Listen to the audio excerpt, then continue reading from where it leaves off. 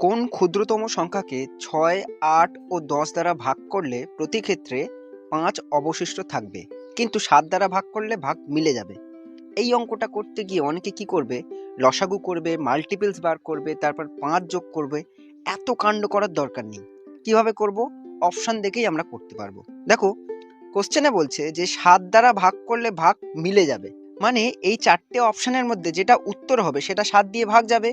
তো ভাগ যাচ্ছে কোনটাতে দেখা যাক। ৭ দিয়ে ২৪৫কে ৭ দিয়ে ভাগ করলে ৩ ৭ ২১, ৩ আর ৫, ৫ ৭ ৩৫, মানে ৭ দিয়ে ভাগ করা গেল। মানে এটা উত্তর হতে পারে। পরেরগুলো চেক করা যাক।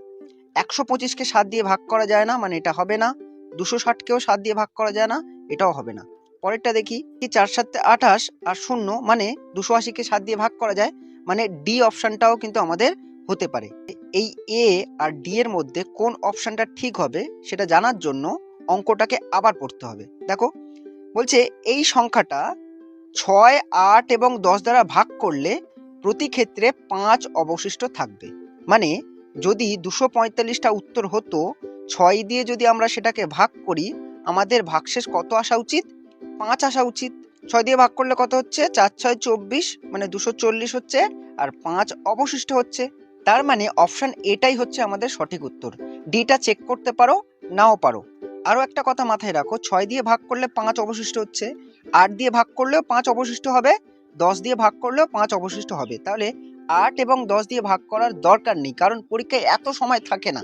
যাই হোক, লাস্টের অপশন ২৮০টাকে ৬ দিয়ে ভাগ করে দেখব ৫ অবশিষ্ট হচ্ছে কিনা। ৪ ৬ ২৪, বিয়োগ করো, ২৮ থেকে ২৪ বাদ দাও, ৪ হচ্ছে ০।